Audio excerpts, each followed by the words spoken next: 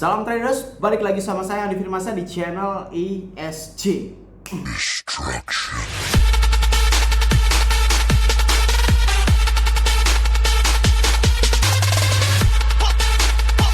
Kali ini saya akan bahas mungkin sesuatu yang sangat-sangat sangat-sangat sensitif ya. Dan menurut saya video ini adalah video kelas S karena semua isinya menurut saya memang hampir seluruhnya konspirasi ya, tetapi ya terserah. Mau percaya atau tidak itu terserah dari kalian. Saya hanya ingin menyampaikan sesuatu. Terserah mau dipercaya, percaya syukur, nggak percaya ya udah ya. Video ini nyambung dengan video yang dulu itu pernah saya buat, yang pertama itu yang tentang Bitcoin halving, bahwasanya akan ada drama besar di dalamnya. Oke, di situ ya. Lalu di sini video ini berawal dari teman dekat saya, yang bilang bahwasanya semua dam ini itu tidak berasal dari Bitcoin halving dan lain sebagainya dan bla bla bla bla bla bla gitu ya kan. Nah, tetapi di sini saya merasa ada sedikit kejanggalan yang mungkin tidak disadari beberapa orang ya kan, mungkin tidak disadari beberapa orang, tapi mungkin hanya para elit-elit global yang sadar tentang apa yang sedang saya sampaikan saat ini. Dan mungkin sekarang elit-elit itu bukan elit-elit global ya, mungkin elit-elit cryptocurrency ya, karena memang saya ini di sini membahas tentang cryptocurrency. Hal apa itu?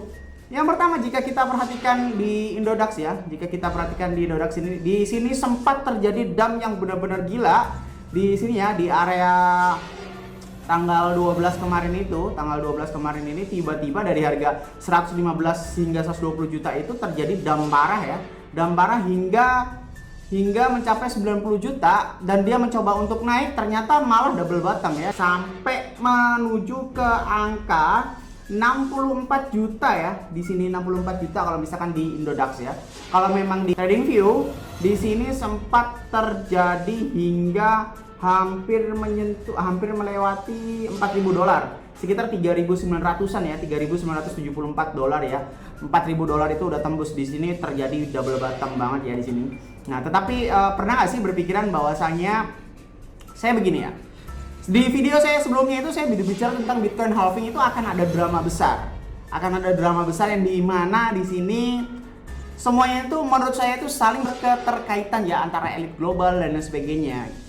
Kita bicara tentang lebih jauh, terserah mau percaya apa enggak. Jika kita bicara tentang dunia dan berikut beserta isinya, di situ pasti ada para pengendali atau para JD ya. JD itu para pengendali dunia, di mana dia itu bisa mengatur atau bisa memperburuk keadaan di dalam dunia ini, entah dari segi penyakit, entah dari segi tiba-tiba isu-isu yang nggak jelas dan lain sebagainya. Itu sangat mempengaruhi ekonomi global. Di samping itu semuanya yang sekarang ini harga menyentuh 84 juta, yang ingin saya sampaikan adalah semua ini memang sudah direncanakan oleh para elit global atau para paus dan sebagainya. Menurut saya hal-hal ini terjadi ini bukan karena virus corona dan lain sebagainya, dan menurut saya ya, ini menurut saya pribadi ya, penurunan harga tersebut memang itu sudah didasari dengan kolaborasi antara global elit dan para global kripto dan lain sebagainya.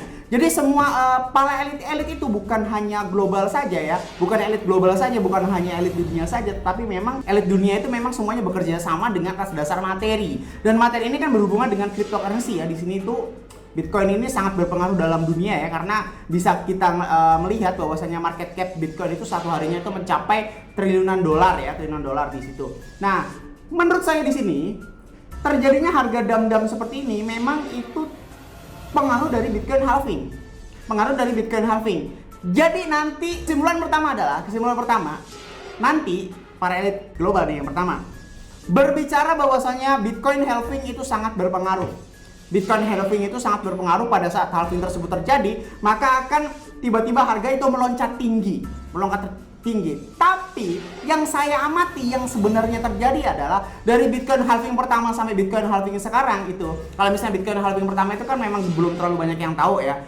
Bitcoin halving sebelumnya itu memang itu dasarnya memang didam dulu, baru dinaikin parah. Maksud saya adalah Bitcoin halving memang disengaja itu untuk didam dulu. Seperti video saya yang kemarin itu, yang saya sampaikan bahwasanya akan terjadi drama besar. Yang dimaksud drama besar ini bukan mencakup keseluruhan dari kripto saja, tetapi mencakup keseluruhan dunia. Yang terjadi ekonomi global bagaimana, dolar bagaimana, emas bagaimana, yang mempengaruhi segala apa yang ada di dalam dunia. Dalam arti di sini ekonomi keseluruhan, bukan hanya cryptocurrency saja.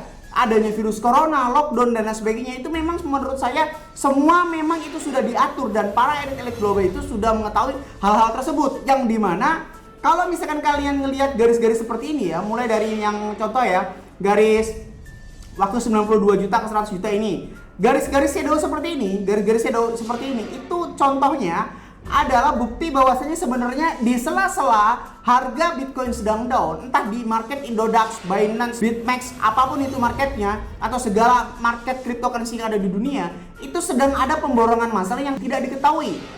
Paniknya kalian, paniknya para user atau para yang bermodal kecil ya. Menurut saya modal 100-200 juta itu masih kecil, karena apa? Elit-elit dunia itu menguasai bermiliar-miliaran lah. Dalam artian di sini tuh sedang adanya di sini ya, kalau misalkan kita ngeliat ya shadow ya di sini ya, dari 88 juta hingga ke 100 juta, dari mulai 64 juta langsung mantul ke sekitar 96 juta, terserah. Para analisis teknik analitik kalau bilang bahwasanya memang ini pantulan dan sebagainya, tapi menurut saya ini bukan pantulan sama sekali. Ini hampir semuanya ada di market Binance ataupun market Indodax dan sebagainya. Jadi kesimpulannya adalah ada orang yang memang para paus yang memang sengaja sedang memborong Bitcoin, dari harga 64 juta sampai ke 100 juta diborong semuanya. Terjadilah shadow seperti ini, dari harga sekitar 70 juta langsung diborong hingga ke 84 juta, yang ini memang katanya sedang tren naik dan lain sebagainya. Tapi menurut saya ini lebih identik akan turun. Yang naik adalah kalau misalkan kita perhatikan malah koin-koin yang fiat seperti USDT. USDT kemarin itu hanya sekitar 13.300 rupiah. 13.300 rupiah, dan sekarang ini mencapai angka 15.500. Bahkan kemarin USDC ini mencapai angka 17.000. Kalau misalkan kalian pengen tahu, USDT sekarang 15.500, bukan menutup kemungkinan USDT ini akan tembus menjadi 20.000 atau akan terjadi yang seperti mirip-mirip krisis moneter yang waktu dulu ya. Yang terjadi apa nanti ketika USDT 20.000? Yang terjadi akhirnya kepanikan massal. Kepanikan massal yang akan menimbulkan penjualan semua mata uang cryptocurrency yang akan mengamankan ke dalam bentuk fiat ya. Bentuk fiat itu seperti USDC, USDT dan lain sebagainya gitu. Tapi di samping itu semua menurut saya di sini sedang ada upaya untuk pemborongan Bitcoin. Jadi yang terjadi nanti nih, saya ramal bukan saya ramal ya, maksudnya saya analisis lah, udah kayak dukun aja saya ramal. Saya analisis ini akan terjadi down lebih parah lagi karena adanya virus corona dan lain sebagainya. Dari situ semuanya, tapi di sini akan ada upaya pemborongan. Dan di akhir cerita, waktu menjelang Bitcoin halving, Bitcoin akan diberikan apresiasi lagi yang berkata bahwasanya Bitcoin halving ternyata naik sampai berkali-kali lipat. Iya, memang naik berkali lipat. Tapi dari harga yang mana? Maksud saya seperti itu. Dari harga yang mana maksudnya seperti apa? Dari harga yang mana? Misalkan kalau misalkannya waktu itu kan didam dulu baru dinaikin. Ini didam sampai berapa dulu? Didam sampai 30 juta, didam sampai 40 juta. Lalu 40 juta dinaikin sampai ke 120 juta. Lalu apakah itu bisa disebut naik? Iya, secara teori memang itu naik. Tapi secara fakta menurut saya atau menurut para elit-elit ini memang sangat-sangat manipulatif sekali. Dalam artian manipulatif, memang disengaja ini diborong. Dan terjadi semua kepanikan. Kalau memang semua udah panik dan harga benar-benar udah di dasar lagi, bukan hal yang tidak mungkin, bukan hal yang sulit untuk para paus, para elit-elit cryptocurrency ini menaikkan harga Bitcoin ketika memang sudah tidak ada lagi stoknya kan di mereka semuanya. Sekali lagi ini obrolan tingkat S ya. Kalau memang kalian nggak ngerti, memang berarti kalian belum mengerti hukum supply, hukum pump, dump dan lain sebagainya gitu. Kalau nggak ngerti ya mohon maaf aja. Jadi saya ini ngomong memang untuk orang-orang yang udah mengerti. Dan di akhir cerita, setelah Bitcoin ini didam sampai separah-parahnya karena membuat kepanikan massal, dan semua supply ini rata-rata hampir 20% itu sudah dikuasai para elit global, otomatis supply Bitcoin semakin langka. Dan mereka ini sangat gampang sekali untuk menaikkan harga ke 120 juta atau bahkan 200 juta. Akhirnya apa? Akhirnya Di sini timbulnya pujian untuk Bitcoin dan sebagainya. Wih, hebat ya Bitcoin halving ini, bisa sampai dari harga 40 juta ke 20 juta. Apa lu lupa? Apa lu nggak inget bahwasanya lu pernah didam dari harga 150 juta sampai ke 40 juta? Apa kabar yang didam itu tadi? Logikanya kayak begitu aja.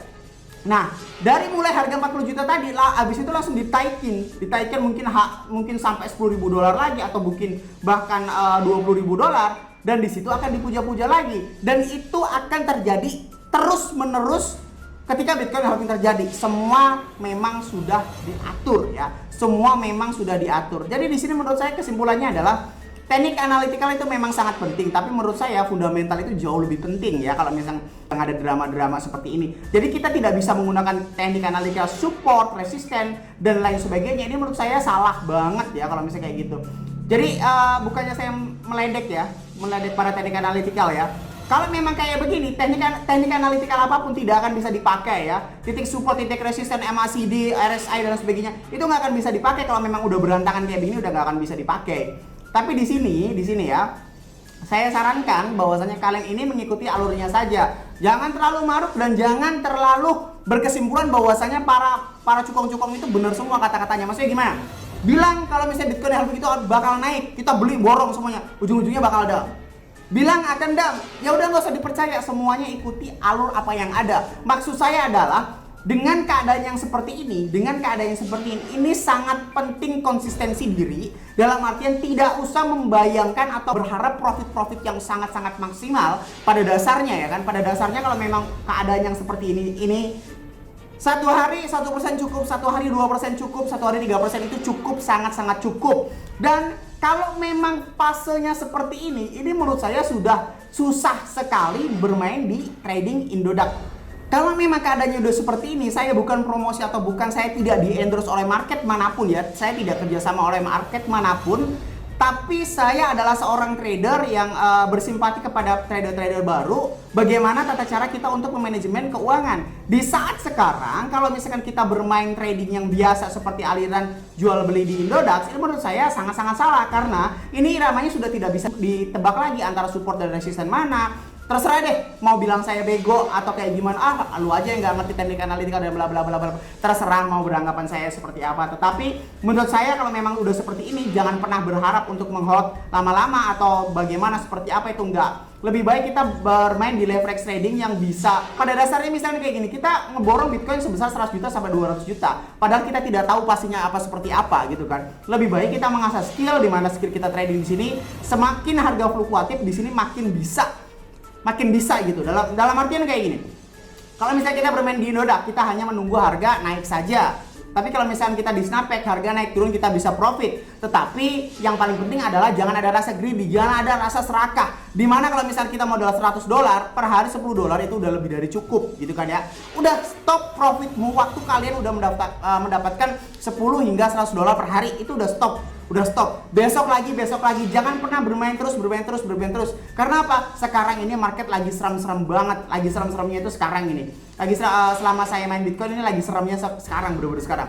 Serius, serem banget market sekarang ini, karena ditambah lagi ada virus corona dan lain sebagainya, lockdown dan sebagainya. Itu bakal ada drama-drama besar, dan saya cenderung Bitcoin ini akan diterjun payungkan terlebih dahulu, baru naik nanti dan akan dipuji-puji. Wih, Bitcoin halving ternyata ngaruh banget. Padahal menurut saya semuanya adalah manipulatif. Walaupun pada dasarnya fakta Bitcoin halving itu memang pemotongan fee mining itu dipotong menjadi 50%, itu memang sangat berpengaruh. Kalau memang harga Bitcoin nggak dinaikkan, itu para miner akan rugi dan sebagainya. Banyak sekali logika yang ada di dalam sebuah dunia cryptocurrency tentang Bitcoin halving. Tetapi menurut saya ini semuanya hanya manipulatif.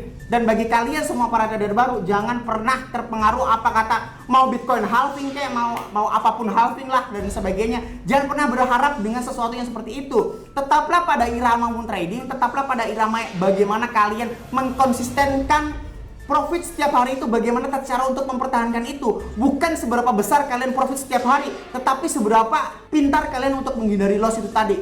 Pertahankan konsistensi dan jangan pernah termakan oleh omongan siapapun. Mau Bitcoin halving apa seperti apa gitu, udah nggak usah. Kalau naik ya syukur, tapi kalau misalkan kita berharap naik itu kan sakit gitu kalau misalkan nggak naik. Jadi Yang penting semuanya tradingnya iramanya santai-santai saja dan ikutin alurnya aja.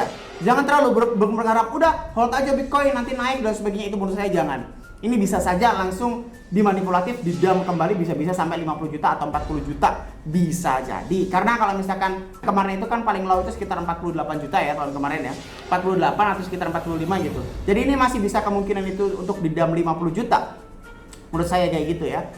Dan bisa dibikin lama, dibikin 50 jutanya itu. Tunggu kalian ngejual semua Bitcoin dulu, akhirnya dinaikin sama para cukongnya atau para elit-elit kriptonya kayak gitu. Terserah mau percaya ataupun tidak. Intinya ini yang mau saya sampaikan. Trading sesuai irama kalian, nggak usah terlalu berharap Bitcoin halving gitu kan ya. Kalau memang kalian trading yang masih jual beli di harga murah, jual di harga tinggi, ini nggak terlalu efisien menurut saya sekarang, cobalah trading di Snapex dan mengkonsistenkan setiap hari atau profit setiap hari gitu, oke? Semoga bermanfaat. Jika ada pertanyaan silahkan kolom komentar, jangan lupa klik like, comment, and subscribe. Logikanya kalau misalkan kalian nggak subscribe, ngapain saya buat video lagi, oke? Saya Andi Firmansyah, salam trader.